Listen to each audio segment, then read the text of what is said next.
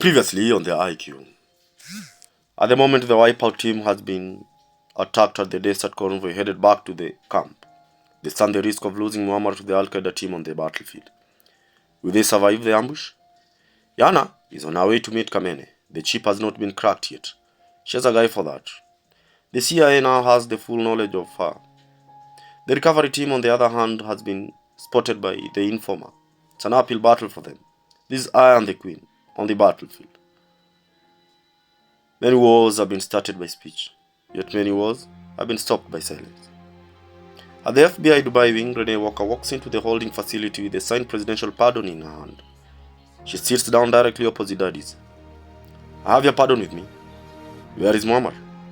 Daddy's extends his hand and receives the document. He takes the pardon and proceeds to examine it.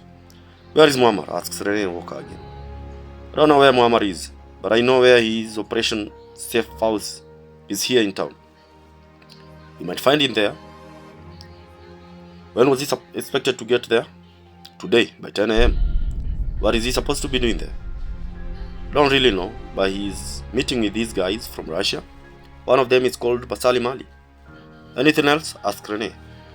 That's all I know. Well then, I hope you won't mind taking us there.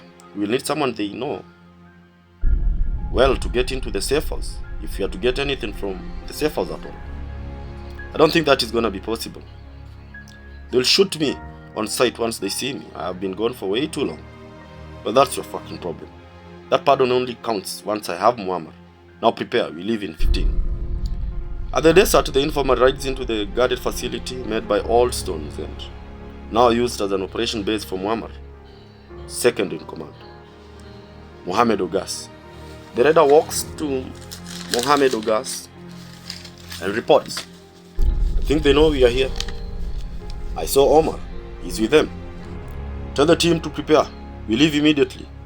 We shall join the other team gone after Muammar. Yes, sir, says the rider, then proceeds to where the 46 hostages are.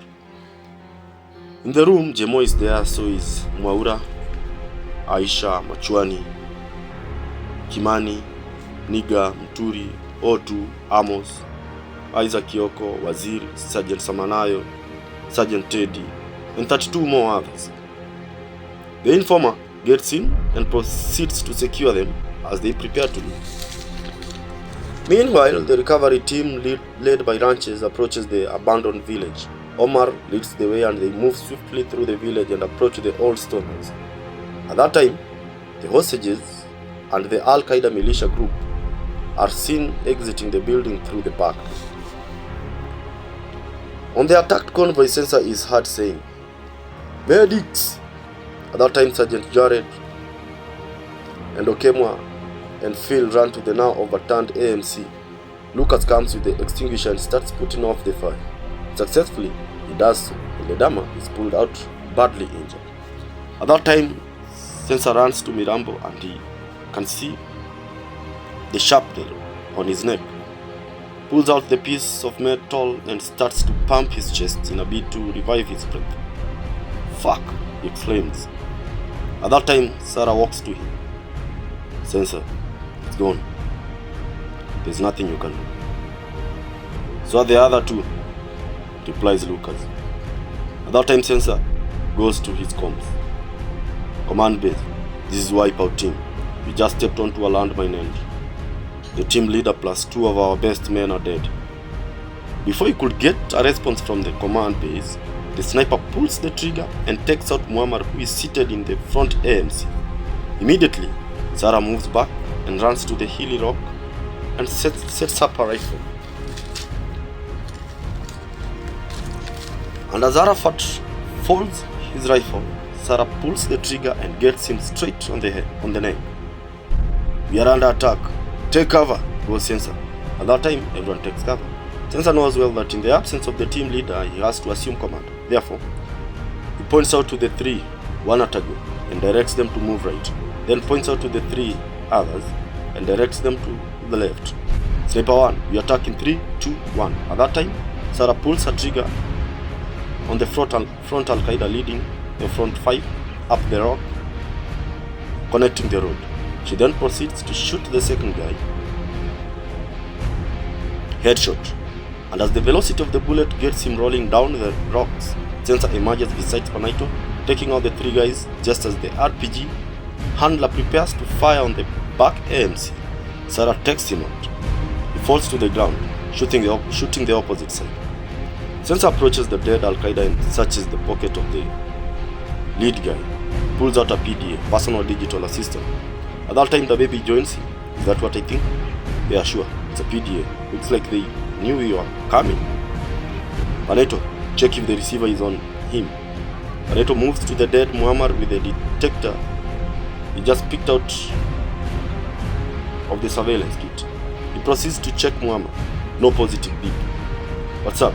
Asks Sarah as she joins them. Kemwa joins them, his hands full of blood. He walks straight into the AMC and locks himself in, definitely shocked by the death of the three soldiers. Then suddenly, he comes out and proceeds to where Muammar's body is and starts shooting. Fuck you, fuck you.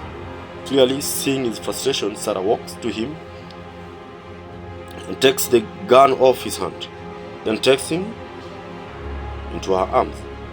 Calm down, soldier, says Sarah. There's nothing on him, says Spanaito, reporting back to Sensor. Then that only means one thing. We have them all with us.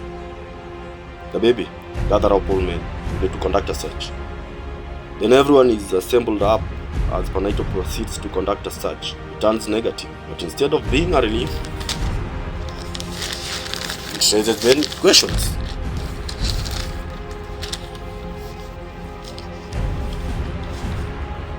What are you thinking about? Asked Spanaito. I'm thinking that we are being hung dry by the very people who sent us here. We think that our superiors are funding the war. That's exactly what this suggests. That the administration, or at least a few members in our administration, are funding the war. Otherwise, how will they have known our location? If that's the case, then it means that the recovery team is walking right into a trap. Answers Spanaito. They look at each other in shock before Sensor explains. Sniper 1, get me on comms with Team Leader 0. At that very moment, the recovery team is at the entrance to the stone house. While getting into the compound, there was no one on the watchtower, which raised an eyebrow, but the team leader ignored the sign. C4s, yells Ranches. Maria and Eugene move to the entrance, plant the C4, then move back. Clear, says Eugene. Then Maria presses the detonator and the door blasts open. Ranches leads the way, followed by Manucho, Julius, Simple, then the rest of the team. Everyone gets in besides Maria and Eugene. They proceed to the room and start the search. And all that can be heard is clear. Room 2 clear. Room 5 clear. Room 6 clear. Then on comms, Ranches hears Sensor speaking. Team Leader 0, this is Team Leader 1. Do you read me? Loud and clear, sir. Sensor, is that you? Yes, it's me. What happened to the team leader? Ranches, Ledama is dead, brother. We drove straight into a landmine. Where are you? In the house where we believe the hostages were being held. Listen to me, brother. You need to get your men out of there. You just walked right into a trap. Get your men out of there now. Immediately, Mohammed Ogas is seen on the hilltop with the Al-Qaeda team. All the while, he has been listening in on the conversation.